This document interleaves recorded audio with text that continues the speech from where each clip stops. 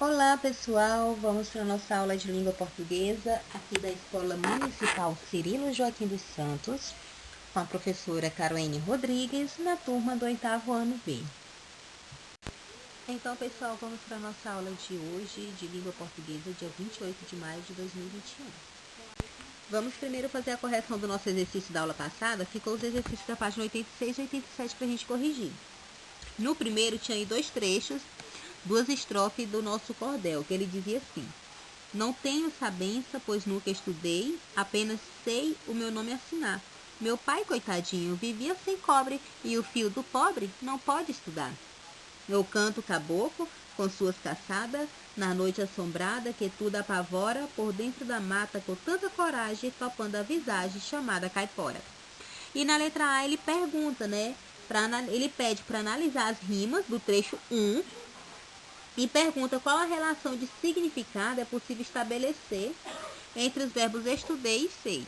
Bem, gente, quando ele diz eu estudei, ele quer dizer o estudar implica no saber, um conhecimento, ter domínio de algum conteúdo, tá bom? Ele mostra aí que o único conteúdo que ele assimilou foi a assinatura do nome. A única coisa que ele conseguiu aprender foi assinar o nome. A letra B é uma resposta pessoal, tá? A letra C ele pergunta: a que se refere as palavras cobre e pobre nos versos que tem no trecho 1. Se refere, gente, a um poder aquisitivo do pai do eu poético, onde ele está revelando a situação de pobreza que eles viviam, tá? Na letra D, indique a alternativa que melhor expressa a relação de sentido entre as palavras cobre e pobre nesse verso. Então, cobre significa muito dinheiro, é um poder aquisitivo alto.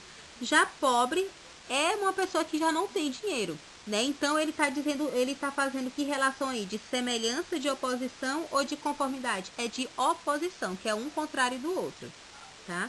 O segundo, ele pergunta: as formas assinar e estudar que aparecem no poema correspondem aos registros formais assinar e estudar, respectivamente. O que mudou no registro dessas duas palavras em relação à norma padrão? A única coisa que mudou, gente, a única mudança que teve foi em relação ao R, que foi retirado do final das palavras. O R foi suprimido, foi retirado. O terceiro, as palavras coragem e visagem são escritas convencionalmente coragem e visagem. Só que no poema mudou a forma de escrever essas palavras, tá? Como que elas foram escritas? O que mudou? O M que foi suprimido, foi retirado aí o M, tá? E no 4 ele pede pra gente comparar a norma padrão com a norma empregada no poema. Visagem, visagem. Coragem, coragem. Estudar, estudar. Assinar, assinar. A letra A pergunta: é possível verificar uma regularidade na escrita das variantes e assim das variantes, assim como acontece com as formas convencionais? Sim, gente, é possível verificar isso porque há uma supressão da letra M e da letra R no final das palavras. E a letra B, qual é a importância do uso das duplas visagem, coragem, estudar e assinar? Essas formas variantes da língua, elas permitiram uma construção da rima, permitiram com que as palavras dentro da estrofe pudessem rimar, tá? Por causa da regularidade sonora, o som ficou regular. Presente no nome visagem e coragem, e no nome estudar e assinar, ok? Agora, lá na página 88, vamos estudar sobre cordel, tá? A literatura popular em verso, chamado de literatura de cordel. Aí diz o seguinte: no Brasil, o cordel surgiu na segunda metade do século XIX e expandiu-se da Bahia ao Pará, antes de alcançar os outros estados. Os folhetos vendidos nas feiras tornaram-se a principal fonte de divertimento e informação para a população, que via neles o jornal e a enciclopédia de maneira quase simultânea. Os temas eram mais variados: as aventuras de cavalaria, narrativas de amor e sofrimento, as histórias de animais, as peripécias e as diabruras de heróis, os contos maravilhosos e uma infinidade de outros que nos chegaram pela literatura oral da Península Ibérica e que a memória popular encarregou-se de preservar e transmitir.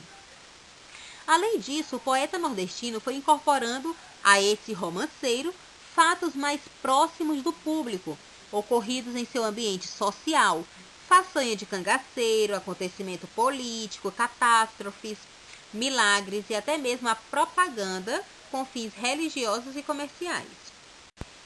As estilogravuras e desenhos que ilustram as capas dos folhetos são uma manifestação da criatividade do artista popular, com suas soluções plásticas sintéticas, em que se destaca o traço forte de rude e bela expressividade.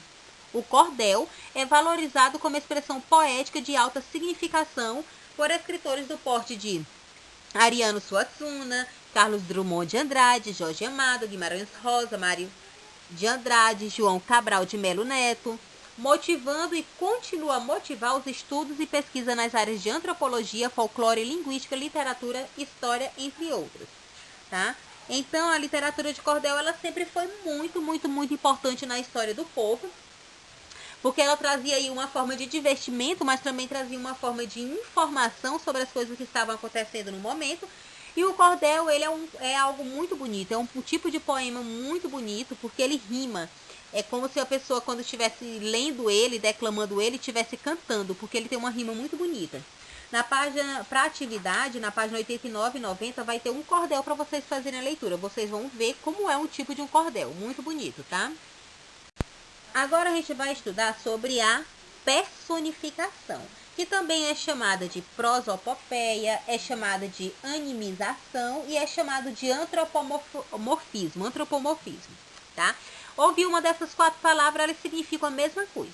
A personificação é uma figura de linguagem, tá? Nós já estudamos algumas figuras de linguagem, a personificação é uma delas, utilizada para atribuir sensações, sentimentos, comportamentos, características ou qualidades essencialmente humanas, que é de seres animados, ao objeto inanimado ou seres irracionais. Ou seja, figura de linguagem é quando a gente pega algo que o ser humano faz e a gente coloca em uma coisa que não faz. Exemplo, a gente coloca dizendo que, o exemplo aí, o dia acordou feliz.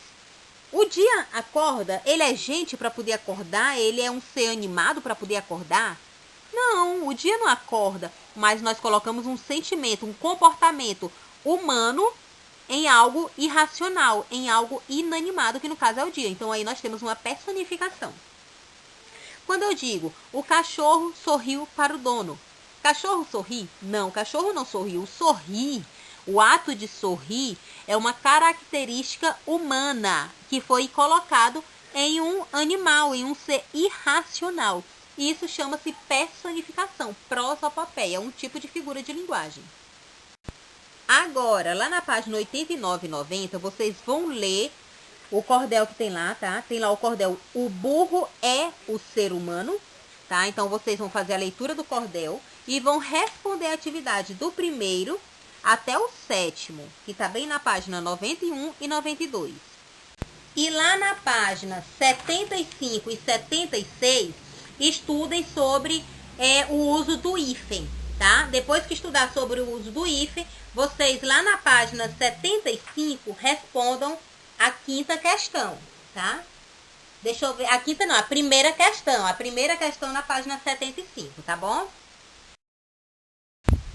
Então, meus amores, bom estudo para vocês, abraços e até a próxima aula.